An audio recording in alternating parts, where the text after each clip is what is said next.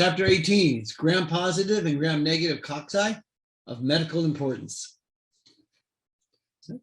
So staphylococci, general characteristics of it is a common inhabitant of the skin and mucous membranes on humans. They're spherical cells arranged in irregular clusters. They're gram-positive. They lack spores and they lack flagella. Okay, they may have capsules around them, and there's 31 species of it, of staphylococci. That's what they look like. They're spherical shape and they form clusters together. And this is a pathogenic gram-positive and gram-negative cocci. This is just a list of several of them. Here's Staphylococcus aureus. Okay, this is found on the skin, in skin and skeletal region. It forms boils or carbuncles, impetigo, scalded scalp syndrome, and osteomyelitis. Okay. Also causes endocarditis, toxic shock syndrome, pneumonia, and food intoxication. Coagulase negative staphylococci. Okay. Are surgeons, they can cause endocarditis, which is an infection on the heart valves themselves, which can be fatal, and urinary tract infections. Staphylococcus pyogenes, group A, right, is pyoderma, which is impetigo. Erysipelas, necrotizing fasciitis, scarlet fever, rheumatic fever, pharyngitis, which is strep throat, sinusitis, and glomerulonephritis. Streptococcus agalacida, group B, streptococci are wound infections, neonatal meningitis, neonatal sepsis, endocarditis, and neonatal pneumonia. Enterococci is wound and surgical infections, and these are healthcare associated urinary tract infections. Viridin streptococci are found in the mouth, subacute endocarditis it can cause, by bacteria launching into the valves of the heart, and it also causes dental caries in the mouth. Streptococcus pneumonia, pneumococcal meningitis in the adult, pneumonia, osteomedia, otis media, and sinusitis.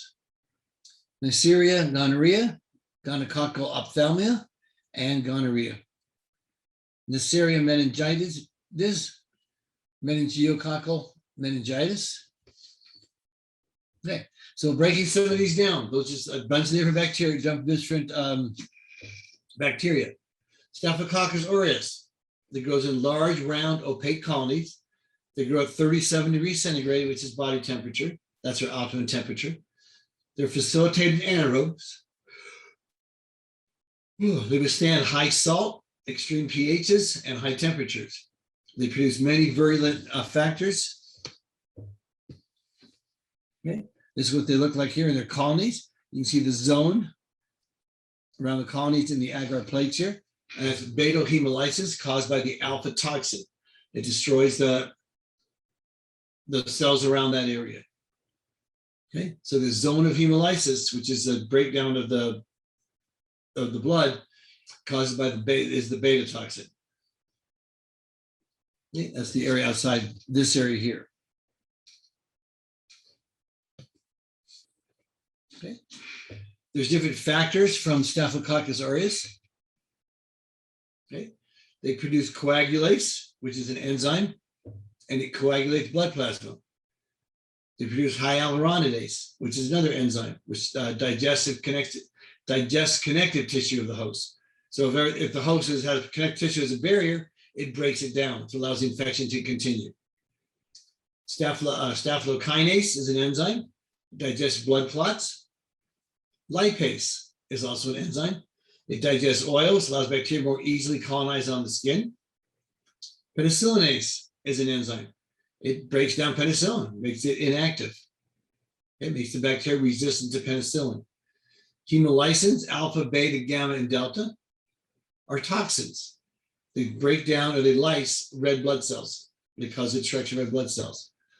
Leukocidin is a toxin also, and it lyses neutrophils and macrophages, which you bring in there to help fight the infection. Okay. Enterotoxins are also toxins. They induce nausea, vomiting, diarrhea, which is what you get when you get an infection a lot of times.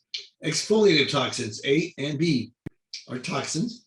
They cause desquamation of the skin, breakdown of the skin. Okay.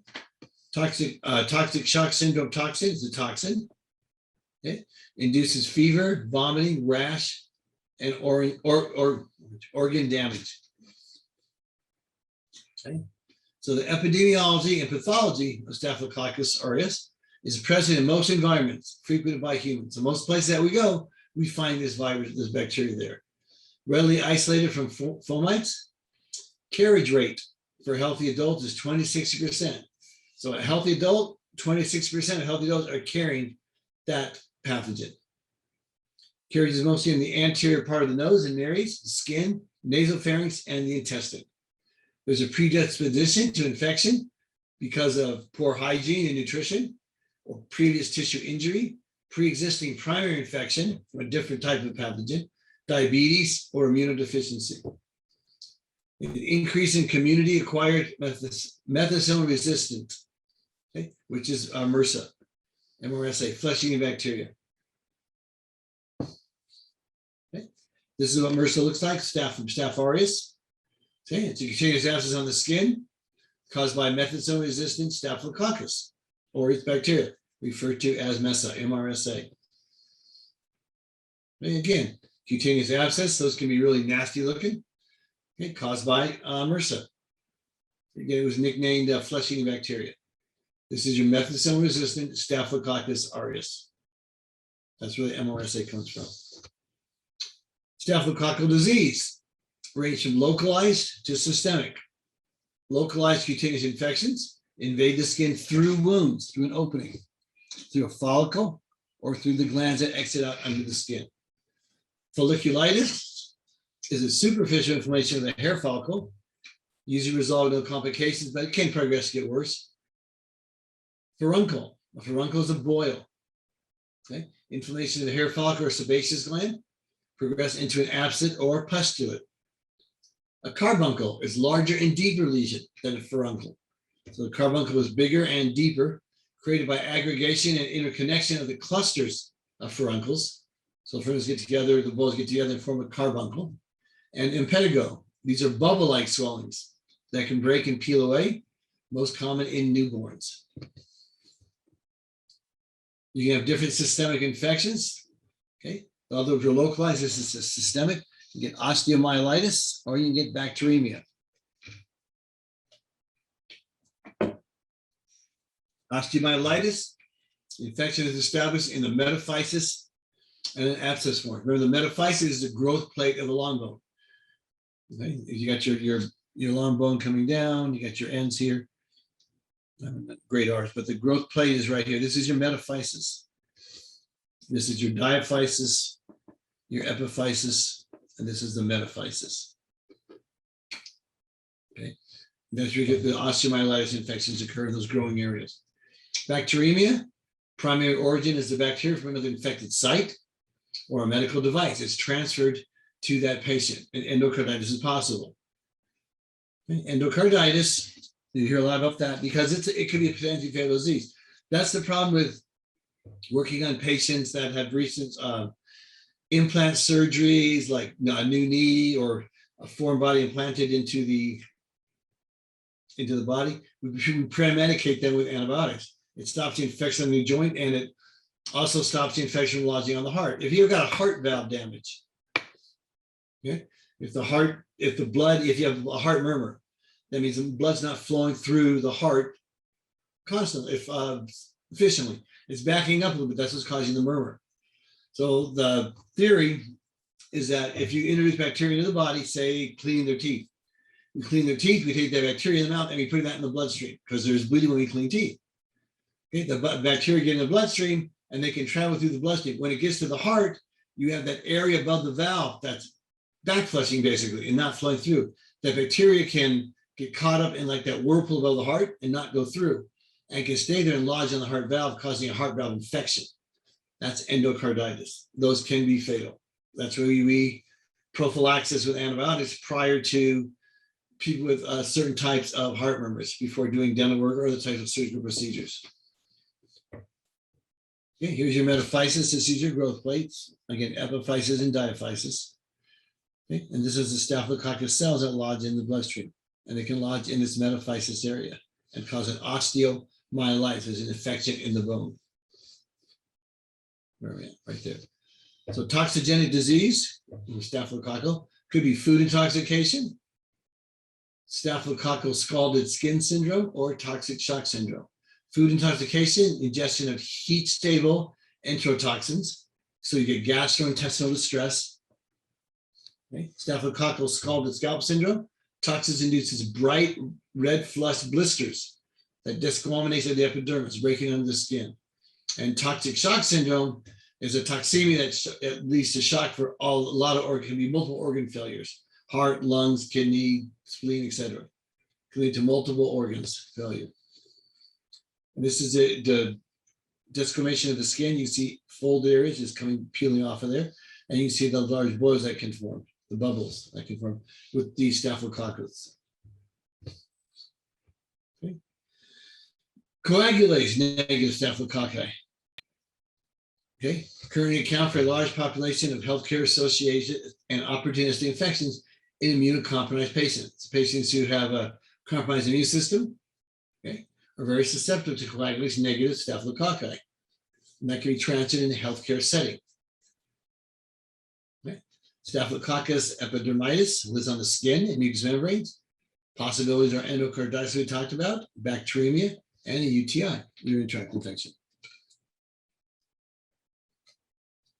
S. hominis lives around the apical sweat glands and can follow the gland and infect your glands that way. S. capitis is on the scalp, face, and the external ear.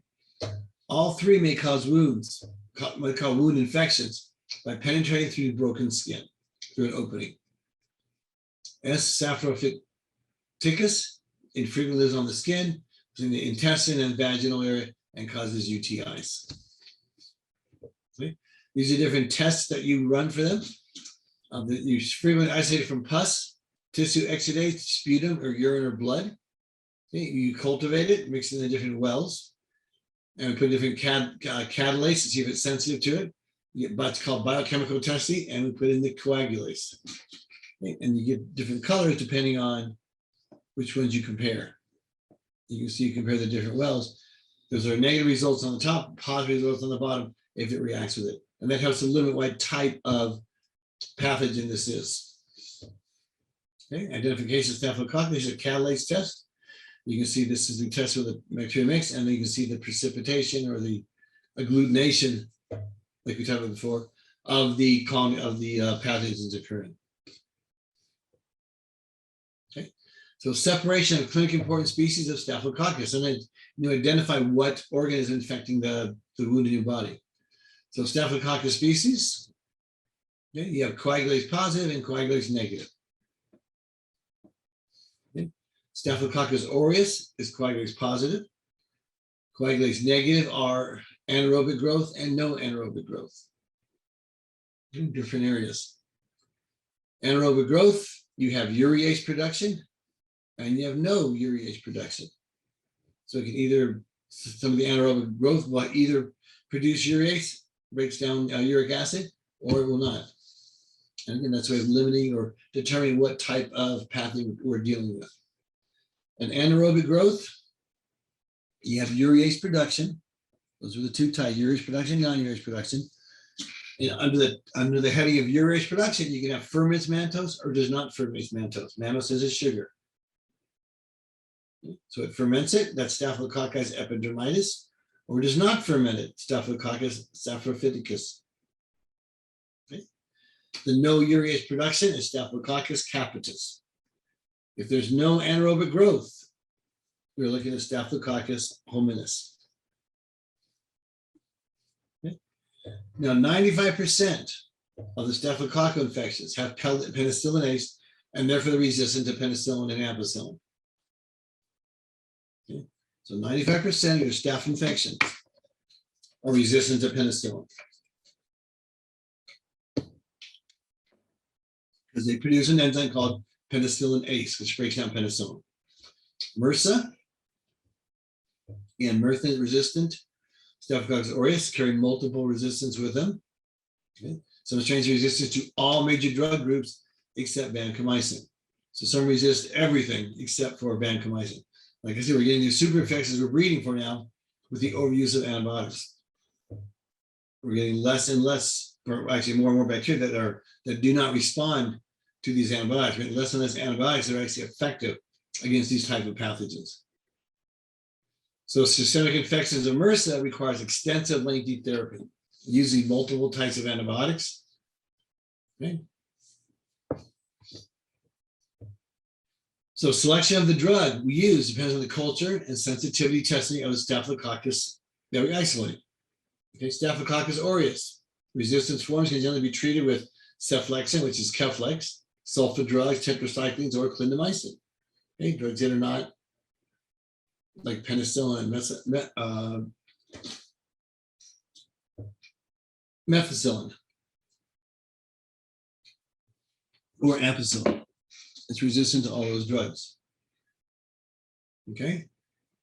MRSA, there are still a few drugs that will generally work, including vancomycin, ceftaroline, linezolid, and daptomycin. Administering these in combination reduces further drug resistance. We're not just using one drug to fight it, we're using combinations. So it doesn't evolve that antibiotic resistance. Visa and Versa, quinpristin is the latest drug of choice for those infections. Okay, preventing staphylococcal infections. Universal precautions, okay, by healthcare providers prevents nosocomial infections. Nosocomial infections are infections transferred to a patient in a hospital or in a medical setting. Okay. Hospital workers who carry S. aureus, like in nasally, may be barred from nurseries, operating rooms, and delivery rooms. Carriers can be treated for several months with a combination of antimicrobial drugs like Bactroban and dicloxacillin. Okay. Hygiene and cleaning play a part in staphylococcal infections. A vaccine aimed at providing protection against Staphylococcus aureus is currently in clinical trials, hasn't come to market yet. So, which test differentiates Staphylococcus aureus from other Staphylococcus species? Okay. Remember, the aureus provided with when we're dealing with there are two types, the coagulase. Remember, we deal that with the precipitate, is coagulase negative, coagulase positive. So which test would differ with the coagulases? That would separate the different types of Staphylococci species. One of the ways of doing it. Okay. General characteristics of Streptococci and related genre. Okay. Gram-positive, spherical or ovoid coccytes are arranged in long chains, and they're commonly in pairs. They are non-spore forming, non-motile, can form capsules and slime layers. Facultative anaerobes. They do not form catalase, but they have peroxidase systems. Most parasitic forms are fastidious and require enriched media. Okay, they're small, non-pigmented colonies. They're very sensitive to drying, heat, and disinfectants. That's what the Staphylococcus looks like. You see the chains linked together of the different rod shapes. Okay, separation of the different subgroups. We do Lancefield groups based on the cell wall. The antigen, there's 17 groups, A, B, C, all the way through. Another classification system is based on hemolysis, the ability to destroy red blood cells. Beta hemolytic has A, B, C, G, and some D strains, and alpha hemolytic, streptococcal pneumonia, and viridins are in that group. Okay. So the different subgroups you talked about, this is your streptococcal species, you get your beta hemolytic and your alpha hemolytic. Beta hemolytic is broken down into groups that are bacteriocin sensitive and bacteriocin resistant. These are group A, streptococci. These are groups B and C, streptococci. For the alpha hemolytic, you got opticin sensitive and optogen resistant. And this is Streptococcus pneumoniae, and group D and virulent streptococci are the option resistant. All right. So separation of streptococcal subgroups, streptococcal species, we said we have beta hemolytic and alpha hemolytic. In that picture we just showed. You have bacitration sensitive, bacitration resistant. If it's bacitration sensitive, okay, group A. If it's bacterial resistant, it's group B or C.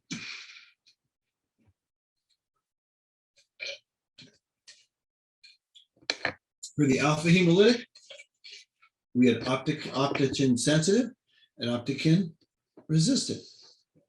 If it's opticin sensitive, you're looking at Streptococcus pneumoniae, and resistant is group D and virulent streptococci. This is a different chart, basically, of the major street streptococcus and the related, what they call it. All right, so Streptococcus pyogenes is linked to the group A, beta hemolysis, found in the human throat, and it causes skin, throat infections, and scarlet fever.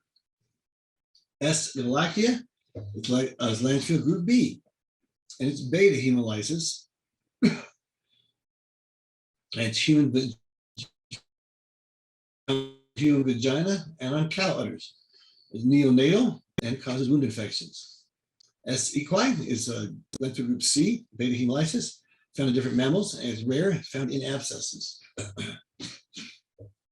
S. galacticae is again Lancefield group C, beta hemolysis, found in cattle, and it is very rare. Enterococcus faecalis is group D, and it's alpha and beta. Okay, and found in human and animal intestine, and endocarditis and urinary tract infection. E. durans is also group D. It's alpha hemolytic, human animal intestines, and it's similar to the Enterococcus faecalis. And Staphylococcus bovis is group D. No hemolysis type on that one, and it's found in cattle, and it can cause subacute endocarditis or bacteremia. Okay, so S. angiosus is groups F, G, or L for the Lancefield group. Beta hemolysis found in humans and dogs. Endocarditis, urinary tract infections. S. sanguinis is group H. It's alpha hemolytic, human oral cavity, and it can cause endocarditis in the valves of the heart. S. salivarius is the Lancefield group K. There's no hemolysis A or B, found in human saliva, and it can find endocarditis. Lactococcus lactis, group N.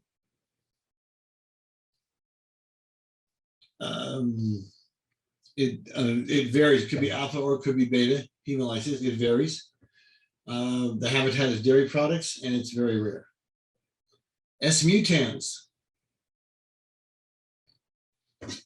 Okay. There's no groups identified with this one for the Lancefield group. Hemolysis, it's neither A or B. And it's found in the human oral cavity, and it causes dental caries. I mean, the bacteria themselves lodge onto the teeth and form plaque. The plaque becomes this colony. The colony feeds on food that comes in the mouth. They excrete waste products. The waste is an acid. That waste product is what destroys the teeth. The acid puts holes in the teeth. S. uberis. Okay. It's no Lancefield group associated with it. Okay, it varies whether it's alpha or beta, domestic mammals, and it's also very rare. S. pneumonia, no group associated with it. Alpha hemolysis, human respiratory tract, and bacterial pneumonia is one of the causes, one of the effects of it. So beta hemolytic streptococci, Streptococcus pyogenes. This is your most serious streptococcal pathogen. It's a strict parasite. has to inhabit a host. It inhabits in the area of the throat, the nasopharynx, and occasionally on the skin. The virulence factor is S. pyogenes. What makes it so effective at doing what it does? It produces surface antigens. It produces C carbohydrate that protects it against lysozyme breaking down. It produces fimbrate, which allows it to adhere to human cells. The M protein continues resistance to phagocytosis. So the M protein incorporates into the membrane and it stops phagocytosis from occurring for the T cells of dissolving it. Hyaluronic and acid capsule provokes no immune response, so it doesn't get your neutrophils and basophils and everything else coming over there. And C5a protease hinders complement and neutrophil response. Okay, so there's the different factors. There's the cell. This is the M protein. It's incorporated into the cell membrane. The fimbrate is little attachments on the ends here that allow the pathogen to stick to a human cell. Capsule surrounds and protects it. Cytoplasm of the cell membrane, chromosomes, that's your DNA. Peptidoglycans are other proteins found in the cell membrane. The C carbohydrate is produced there to destroy the complement system so it doesn't cascade into a full-blown immune response. And the M protein antigen is on the surface of the cell and C5a protease. So virulent factors of the S. pyogenes. You have the major extracellular toxins and then the extracellular enzymes. The toxins are streptolysins, which is hemolysin, streptolysin O, and streptolysin S. Both cause cell and tissue damage. Atherogenic toxin is pyrogenic, induces fever, and you get your typical red rash. Superantigens are strong monocyte and lymphocyte stimulants. Okay, they initiate the strong response, cause the release of tissue necrotic factor, and starts destroying the tissue. Okay, extracellular enzymes, streptokinase, digest your fibrin clots, hyaluronidase, breaks down connective tissue, and DNase, hydrolyzes DNA. And those enzymes break down parts of the human cell. Epidemiology and pathogenesis of S. pyogenes. It's a humans only reservoir, only exists in humans, where they're stored up. It's an unapparent carrier, so you're not symptomatic with a lot of it. Transmission is by contact, droplets, food, or fomites. Portal of entry is generally skin or pharynx. Children, predominant group affected for cutaneous and throat infections. Systemic infections and progressive sequel, possible if it's untreated. It keeps multiplying, goes on and on. The scope of your clinical disease, the skin infections. We talked about impetigo, which are superficial lesions that break and form highly contagious crust, often in epidemics in school children, also associated with insect bites, poor hygiene, and crowded living conditions. Erysipelas, pathogen enters through broken skin and spreads to the dermis, which is a layer under the epidermis, and subcutaneous tissue can be superficial, and then once it gets past that, it can become systemic throughout the body. There's a different throats you can see of the different skin diseases, the lesions that are scuffing off there, and how it invades the skin. It can continue throughout that area and the reaction cause. Throat infections, streptococcal pharyngitis to the pharynx.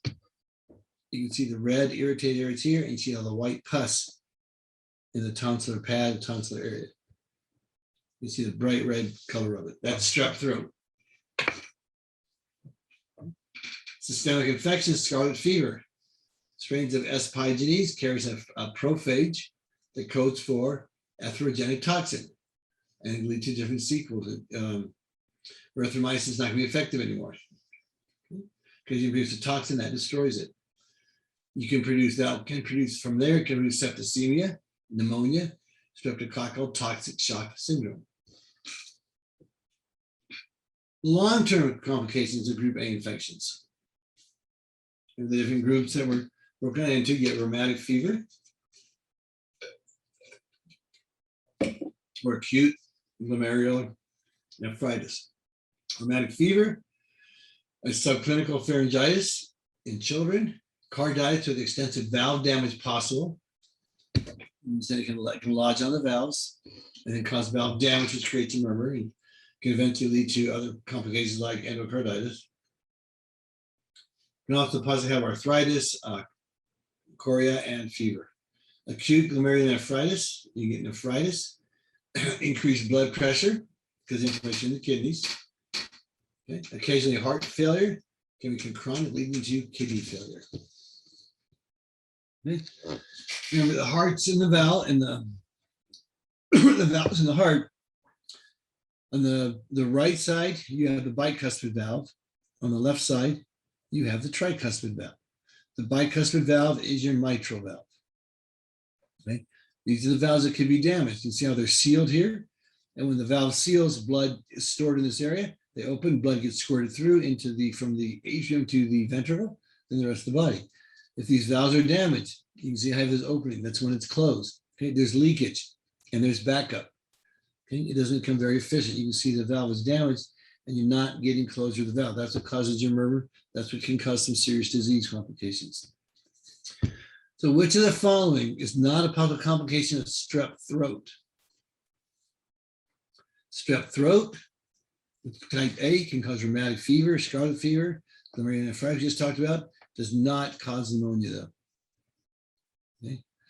So pneumonia is not one of the complications of strep throat, but rheumatic fever, scarlet fever, acute glomerulonephritis, infection of the heart, infection of the kidneys. Those are complications of strep throat. Okay. Not pneumonia, nose inflammation in the lungs. Okay. Streptococcus agalacida. These regularly reside in the human vagina, pharynx, and large intestine. Can be transferred to infants during delivery, and it can cause severe infections to the infant. Because if it was a vagina, that's the birth canal, the baby has to go down. Most prevalent cause of neonatal pneumonia, sepsis, and meningitis is this Streptococcus agalacida due to the fact that it lives in the vagina. Okay? Pregnant women should be screened and treated prior to giving birth, so the baby's not exposed to this pathogen. Wound and skin infections and endocarditis in debilitated people. Okay? It can also be caused by this Streptococcus agalacida. Groups D and groups C and G. Group D, we talked about this, Enterococcus facialis, facium, and durans. Normal colonists of human large intestines. They cause opportunistic urinary, wound, and skin infections, particularly in people that are immunocompromised or some other debilitating condition. Okay. Groups C and G are common animal flora, frequently isolated from the upper respiratory tract, from the pharyngeal region, pharyngitis, glomerulonephritis of the kidneys, and bacteremia, which is an infection within the systemic bacterial infection. Okay, diagnosis of group A infections. Cultivation diagnosis ensure proper treatment, okay, to prevent further complications. Rapid diagnostic tests based on monoclonal antibodies that react with the C carbohydrate of the bacteria. You can see here's the antibiotic mixed in, it's all separated, and because one congenial glob, when the antibodies bind, and we get Monday, we talk about the binding site, the antibodies, and then how they link together, and they form an agglutination or precipitation.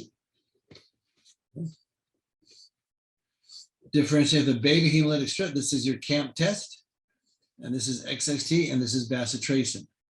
Okay. You see the different areas where the infection has been killed off, or these zones. Okay. This is the positive test as it forms in this agar plate here. Differentiate beta hemolytic streptococci. Beta hemolytic streptococci, it can be bacitracin sensitive or bacitracin resistant. Okay. The bacitracin sensitive ones are group A, and those are Staphylococcus pyogenes, Streptococcus pyogenes, sorry. Okay. CAMP factor could be positive, CMAP factor can be negative. If it's positive, it's group B, S. agalacida, which just talked about. And if it's negative, it could be one of the two. There can be Esculin hydrolysis, SXT sensitive, or Esculin hydrolysis, SXT resistant. Okay, so this is group, if it's sensitive to XST, it's group C and G. If it is resistant to SXT, it is group D. Again, this way of determining what type of infection you deal with on your patient. These different tests that they run. The data is right for the first letter of the name it discovers. CAMP is a diffusible substance of group B, which lyses sheep red blood cells, okay, in the presence of Staphylococcal hemolysin. We talk about the different sugars that can be fermented with it. A sugar that can be split into glucose and acetylene. Group D streptococci can accomplish this in the presence of about 40% bile. It allows it to break down sugars. Okay. Sulfamethoxazole and trimethoprim. Tested for form like for bacitracin with discs that you put in different areas. It contains a combination of drugs. And see how it responds to those combinations. Okay. Groups A and B are treated with penicillin. Long-term penicillin prophylaxis for people with a history of rheumatic fever or recurrent strep throat. Enterococcal treatment usually requires combined therapy because the penicillin doesn't work longer. Remember, we talked about prophylaxis for our patients that were doing their teeth cleaning, students bacteria when it was lodged in their heart or their joints. They changed some of the recommendations now. The newest recommendation is only for foreign bodies or like implants, titanium implants in the hip or knee for the first 2 years. After that, we don't treat it anymore. Same with not all murmurs are treated with antibiotics because the problems being that we're treating them with penicillin, and the more people get treated with it, the more likely is there to be an anaphylactic reaction with it. And it's a lot more dangerous than the infection. Okay. And you got to realize they're eating food all day long that has bacteria in it. Okay, so you're not getting penicillin their whole life. So it's been revised several times. It used to be 7 days of antibiotics, went to 3. Now it's just 1 dose an hour before, and that's it. 1 gram for 500 milligram pills an hour before. And that's the treatment you have that wipes out the bacteria there. And it's only for certain types of murmurs, not for functional murmurs, not for non-functional murmurs. Okay, so the treatment guidelines are changing because they're finding it's getting more, you're causing more complications with the antibiotics than just by leaving it alone sometimes. Did you say it caused anaphylaxis? It can. The more people you get penicillin to, the higher your risk of getting an anaphylactic reaction. Because remember how allergies work. The allergies can never happen the first time.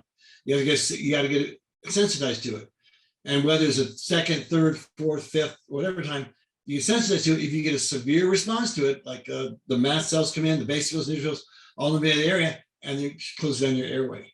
Okay, that's down to an anaphylaxis. It shuts down your airway. Okay? And the more we give penicillin, the greater the chances that more people are going to get that anaphylactic reaction. And the more we use it, the more bacteria become resistant to it. So it's not just a simple matter of just get rid of penicillin now and prevent it. Now we got to think about, are we doing more harm than good? That's the question. Does that make sense? Yes, and this is for people with heart murmurs? Heart murmurs or artificial parts. Oh, artificial parts. Okay. Yeah, like titanium knees or hips or joints like that. And it's only for 2 years now for the artificial heart. It used to be lifetime when they had a knee put in. It used to be a lifetime of antibiotics, but now it's only for the first 2 years, and it's not for 7 days. It's only for an hour before. You give them 4 pills, so 1 gram of penicillin 1 hour before, and that's it. They're changing their modifications. They'll probably change it again as we go along. Oh, if they want a surgery done or something, or like work done on their mouth. Right. Okay. Right.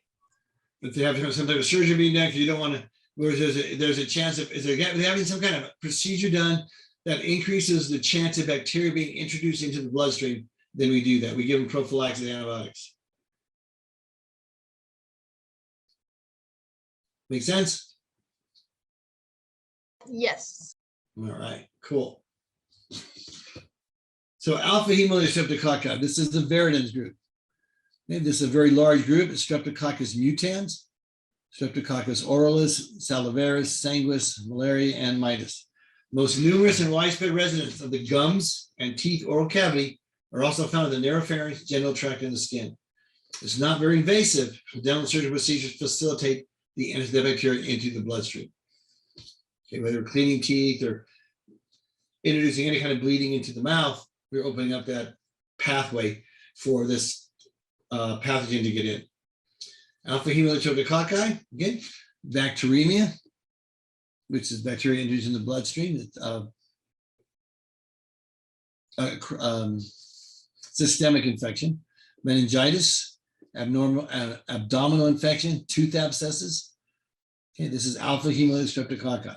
Most serious infections is subacute endocarditis, lodges on the heart valves from damage to the heart valve. Okay. Bloodborne bacteria settle and grow on the heart lining or the valves and can cause severe damage and the heart to not function correctly and can be fatal. Persons with pre-existing heart disease are at high risk. Okay, that's why we give them antibiotics, antibiotics. If they have heart like a murmur, but it has to be a functional murmur now. Colonization of the heart by forming biofilms. Biofilms is a plaque or a group of pathogens that adhere together and form a colony. Those are your biofilms. This is the damage to the heart valve. You see the valve as it's not closing right here. How's it's keeping open? It's not a good color. There we go.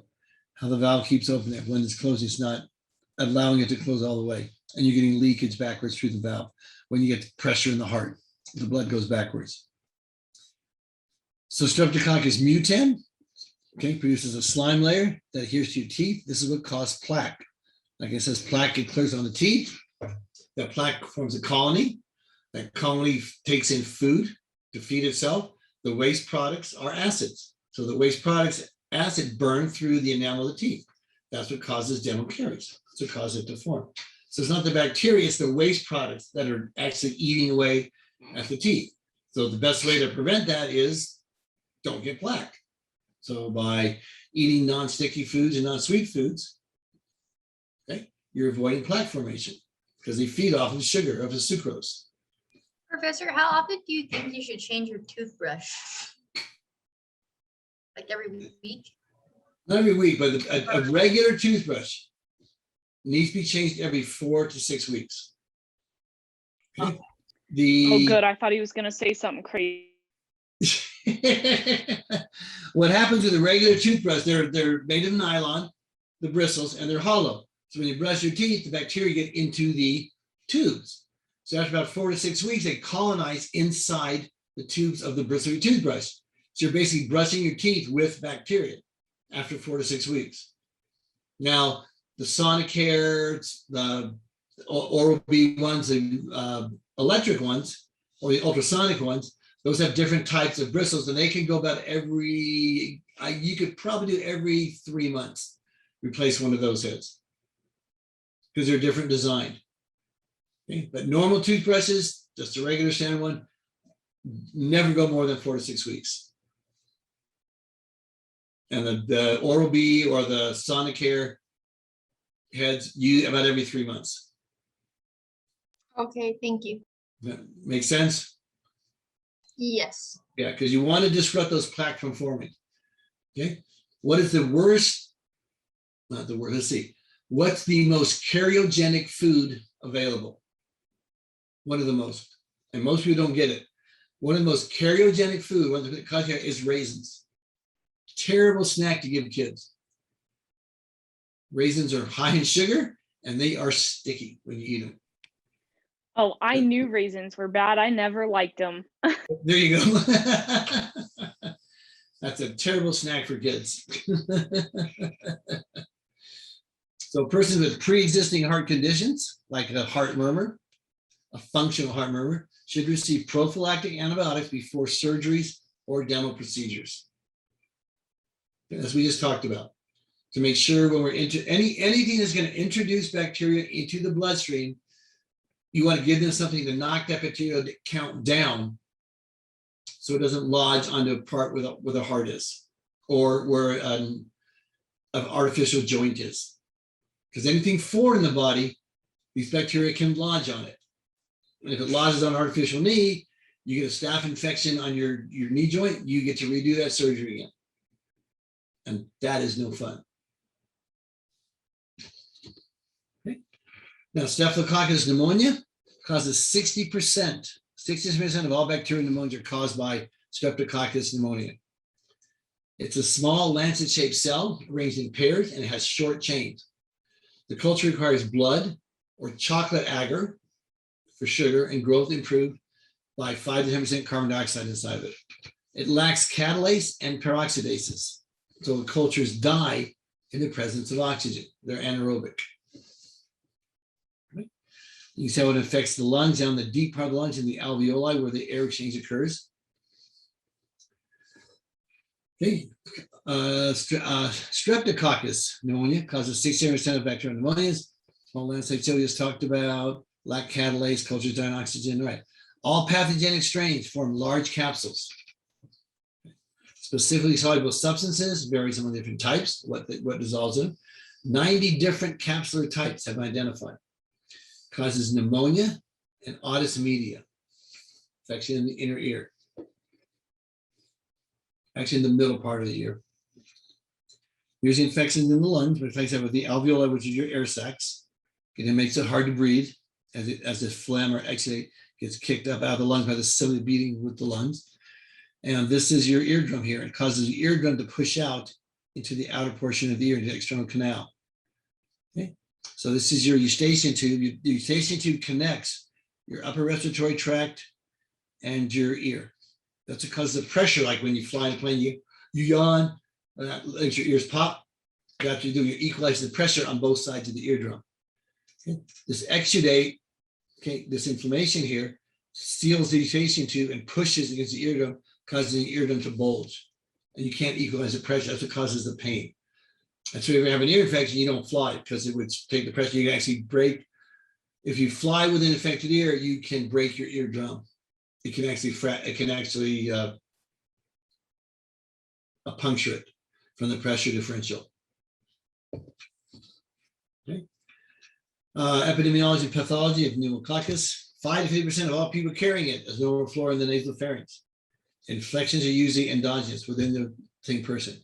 Very delicate, does not survive long outside of its habitat. Okay.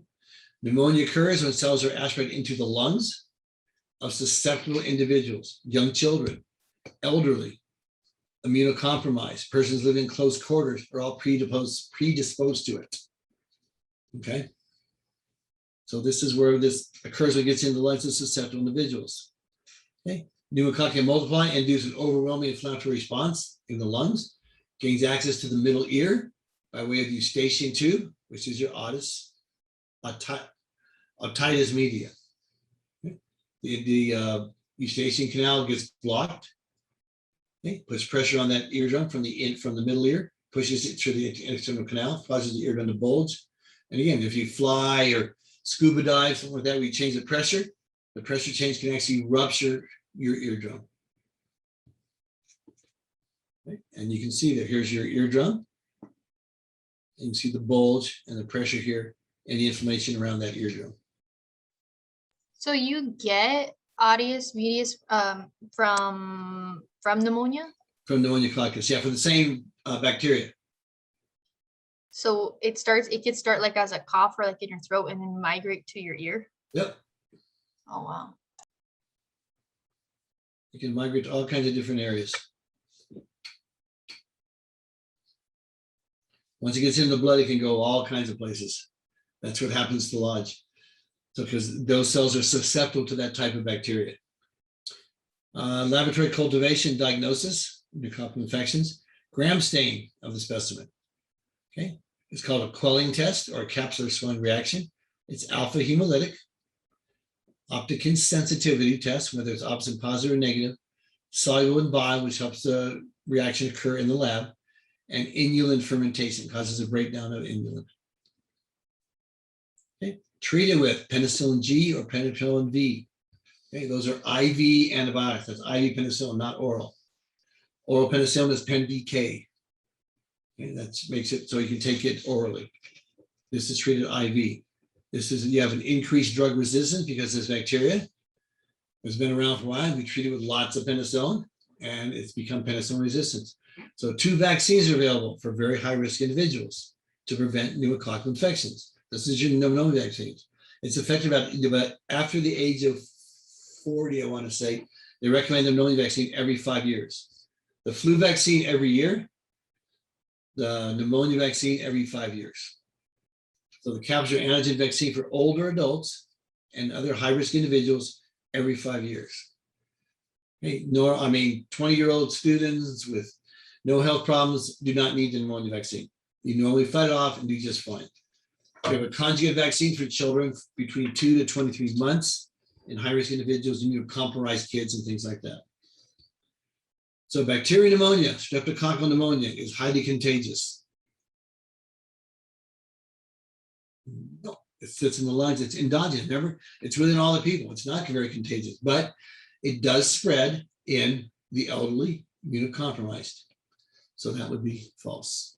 The family Neisseria, gram-negative cocci. Residents and mucous membranes of warm-blooded animals generally include Neisseria, Ranhamella, and Moraxilla. 2 primary human pathogens, Neisseria gonorrhea and Neisseria meningitis. Okay, so gram-negative are bean-shaped diplococci, doubled up. Non-developed flagella or spores, like the group A. There's capsules on the pathogens, and they have pili. Pili are areas that allow the cell to stick to or adhere to other cells to infect them. They're strict parasites. They do not survive outside the host. They're aerobic and microaerophilic. Okay, they need oxygen. They produce catalase and cytochrome oxidase to break down things in the environment that can be harmful to them. Pathogenic species require enriched complex media to grow inside the lab. And you see how they're lob shaped. It's like there's like 2 of them joined together. The diplococci. Causes gonorrhea, which is a sexually transmitted disease. Factors contributing to gonococcal pathogenicity is the fimbriae, serves as molecules for attachment, and it slows phagocytosis. So it attaches to your cells with these fimbriae, little finger-like extensions, and it slows down them being phagocytized, eaten, because it's taking out the cell and becoming part of them. So it's not exposed to the T cells and the macrophages that are going to destroy it. It also produces what's called IgA prototypes. Remember, IgA is your antibodies, and this cleaves your antibodies. Remember, in the immune response, the antibodies bind to the foreign antigens on the cell surface of the pathogen. Now, if the pathogen is secreting an enzyme, in this case, IgA protease, that breaks down the antibody, it's not going to bind to it. So it's not going to be marked.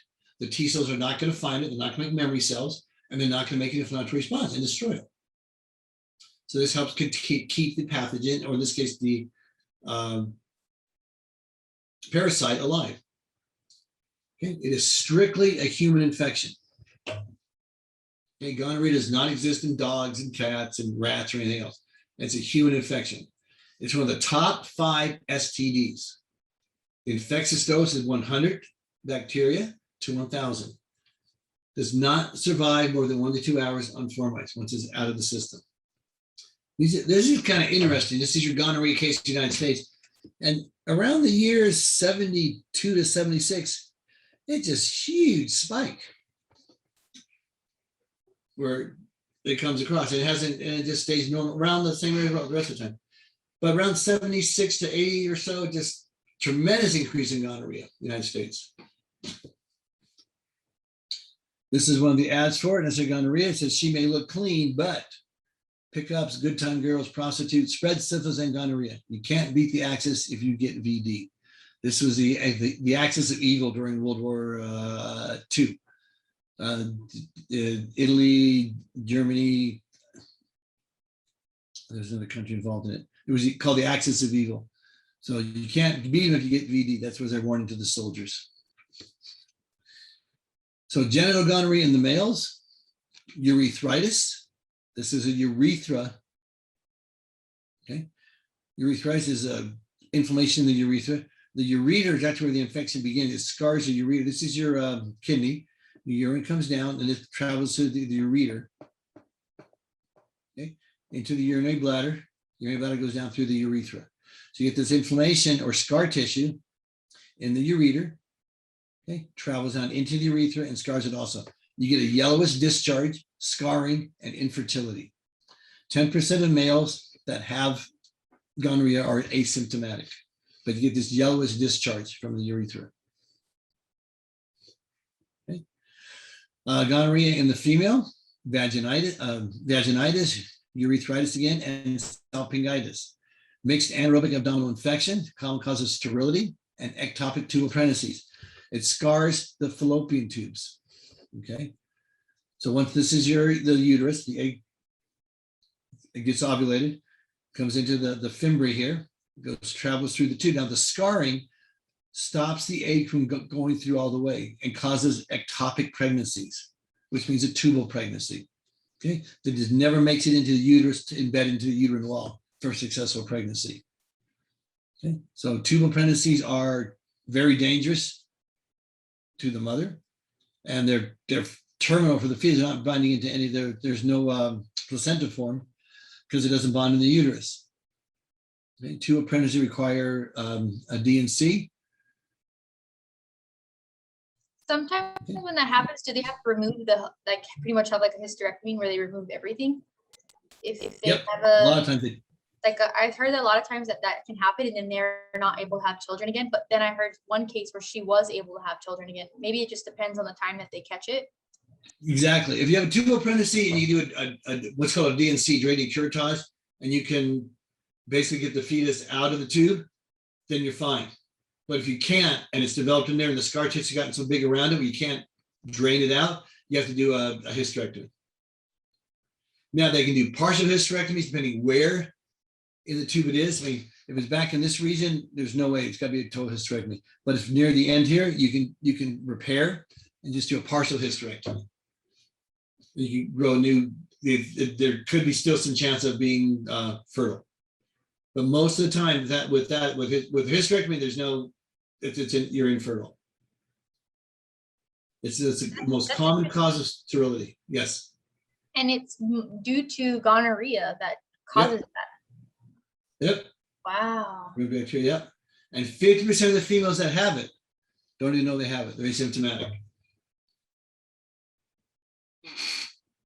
So you can see the difference. See the normal uterine tube here, how wide it is, and then look at it here. Look how much has been shut down, where the egg just can't travel through it, and the sperm get up there, and that's where because remember, sperm don't impregnate the egg in the uterus. Sperm impregnate the egg in the distal 2/3 of the fallopian tube. So this is where the sperm enter the egg right here. So this is where the egg gets fertilized. Once the egg is fertilized, it travels down the fallopian tube into the uterus and then implants because the progesterone levels are increased due to the fertilization of the egg. Right? So your fertilization occurs here. Does not occur in the uterus like most people think. Okay? Fertilization occurs in the distal 2/3 called the ampulla, which is the swelling of the uterine tube. And then it travels down this uterine tube and implants in the uterus. So if the eggs fertilize and it can't make it down into the uterus, it tries to implant in the uterine tube, because it's all scarred up and can't get down there. But that's why you get, because fertilization occurs in the uterine tube.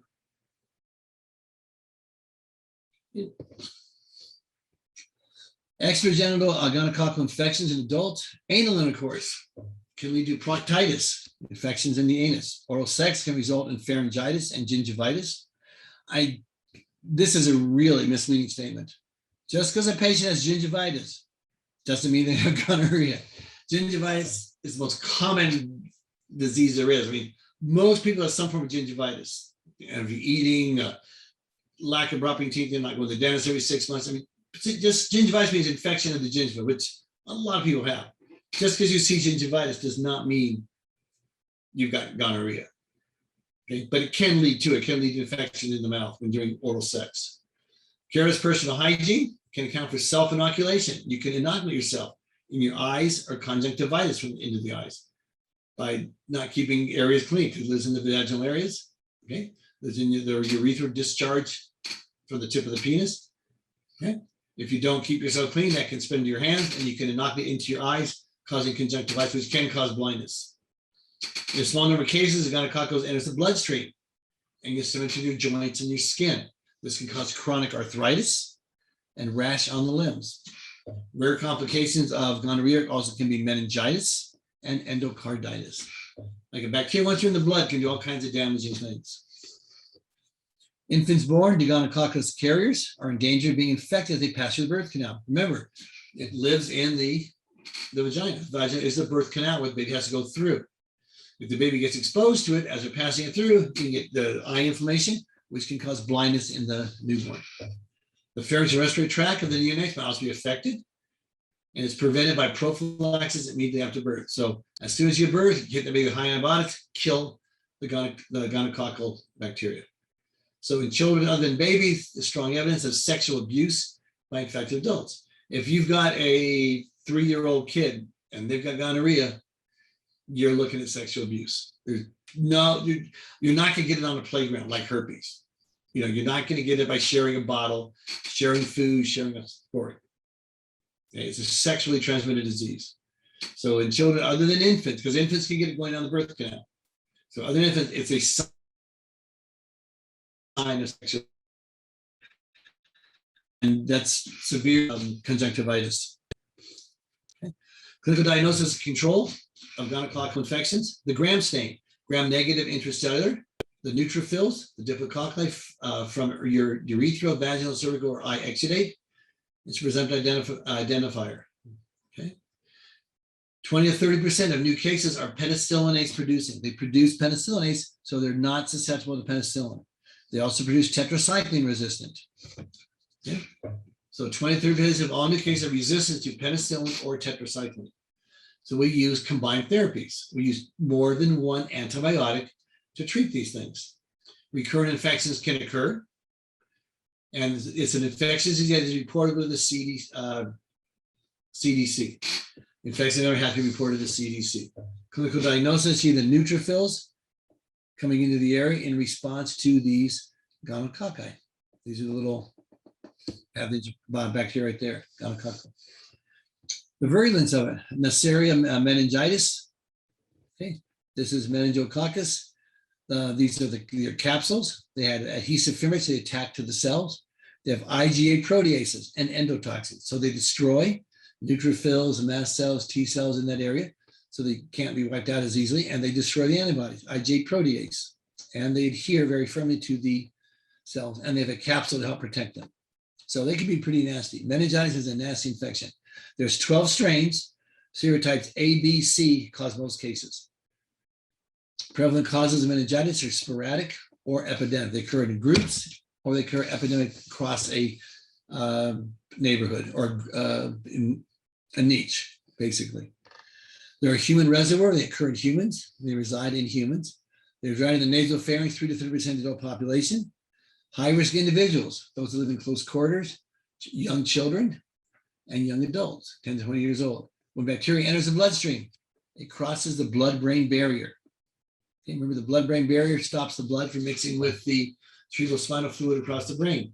Okay, so certain drugs cannot enter the brain and affect it. Okay, meningococcal, Neisseria meningococcal bacteria cross the blood-brain barrier. They permeate the meninges. Remember, there's 3 layers of meninges around the brain. There's the pia mater, the arachnoid mater, and the derm mater. You know, the harder, the middle, and then this like cellophane wrap around the brain. Those 3 layers protect the brain, and it's surrounded by cerebrospinal fluid. Okay? It permeates into the meninges and grows in the cerebrospinal fluid. The cerebrospinal fluid is not exposed to our immune system. When the nervous system develops, it develops separately from our bodies. It's contained within the meninges. So the cerebrospinal fluid is never exposed to our immune system when it's developing. So we have no antibodies against it because we would make it against our own cerebrospinal fluid. That's why we have a blood-brain barrier. So this crosses it, gets in there, and we can't get it out because our body will not recognize it's foreign because we don't have our immune system, the B cells and T cells and NK cells inside the cerebrospinal fluid. So it's very rapid onset. It affects very quickly, and it causes a lot of neurological symptoms. This is your spinal fluid, surrounds the brain, goes down the spinal column right here. And it's a completely isolated system from the lymphatic system and from the cardiovascular system. It keeps it to itself. Here's your blood-brain barrier just below the hypothalamus. Okay, and allows filtration. Things do not get into the brain. The meningococcal bacteria can get across that blood-brain barrier. So the release of endotoxins during meningococciemia may cause hemorrhage, coagulation, vascular damage, leading to necrosis of tissues in the brain and in the extremities. Okay? Groups of lesions are called petechiae. Okay, develop on the trunk and appendages that have cases. Those are, petechiae is little red spots. Tends to be really advanced in meningococciemia. Can be very advanced. Petechiae you can find in any kind of irritation to the body. When in forensics, when someone is strangled, we see petechiae in the mouth, little responses to the tissue being deprived of oxygen, little red dots all around it. Okay. I had one patient who, this was years ago, but he came in, he had all these red bumps all over the roof of his mouth, just all over it. And I could not understand what's going on. He did what's called reverse smoking. Now, reverse smoking is when you smoke the lit end of the cigarette. Don't ask me why, but it destroys your teeth. I guess you get more nicotine that way, but they put the lit end in their mouth and they smoke the cigarette that way. And it burns and causes this petechiae, all these little dots on the whole roof of the mouth. It's absolutely insane. I don't understand reverse smoking, but it is a thing. Okay, these are petechiae. This is larger ones here, but these little the little red areas that occur from the meningococcal disease. The clinical diagnosis: the Gram stain, cerebrospinal fluid. Okay, could be in the blood, nasopharyngeal sample. We culture for differentiation to different which pathogen it is. Rapid test for capsular polysaccharides, as we test against to find this polysaccharide. That'll find a certain antibody and bind to it. Treated with IV penicillin G and cephalosporin. Cephalosporin is a very strong antibiotic. Keflex is the trade name for what we usually use. Prophylactic treatment of family members, medical personnel, or children close contact with the patient. So if a patient has meningitis, okay, we take the people that's been in contact, he or she's been in contact with, and we give them antibiotics. We give them IV penicillin, we give them Keflex, so it doesn't spread, because it can spread. Okay. Primary vaccine contains specific purified capsular antigen. We go for the antigens on the capsule around the bacteria. Scheme for differentiating gram-negative cocci and coccibacilli. Okay, so gram-negative. Okay, we have either oxidase negative or oxidase plus. Okay, it produces the oxidase that will break down certain from the inflammatory response in the body to help preserve the pathogen. Okay. And if it's oxidase positive, it ferments maltose, but there's different scenarios with it. It can ferment maltose and not ferment sucrose or lactose. It can ferment maltose and ferment fructose, but not lactose, or it can ferment maltose and ferment lactose, but does not ferment sucrose. And different types of Neisseria bacteria are involved with different ones. So you put in the different wells that are exposed to lactose, sucrose, and maltose, okay? And you see what it does, and you can identify which species that it is. And the meningitis one is the one that is oxidase positive and does not ferment sucrose or lactose. Both those are negative for meningitis. Okay. If it does not ferment maltose, is the other one, grows on an agar plate. Okay. It's two different types that can occur. Okay. Or does not grow on a nutrient agar. That's the N gonorrhea one. It's a weak pathogen found in the nasopharynx of children, sometimes mistaken for N meningitis. Okay. Other gram-negative cocci and coccibacilli, genus Brandhamella. Okay. It's found in the nasopharynx, significant opportunistic in cancer, diabetes, and alcoholism. Okay. It's opportunistic, in other words, once a certain sex is damaged, it takes over. Genus Moraxella bacilli is found on the mucous membranes, and genus Actinobacter. gram-negative cocci and coccobacilli. So a common cause of meningitis in young adults is found in the genus what? Is it Streptococcus, Staphylococcus, Banhamella, or Neisseria? Neisseria was one that had the meningitis. Neisseria meningitis one is the one that causes the meningitis in the brain.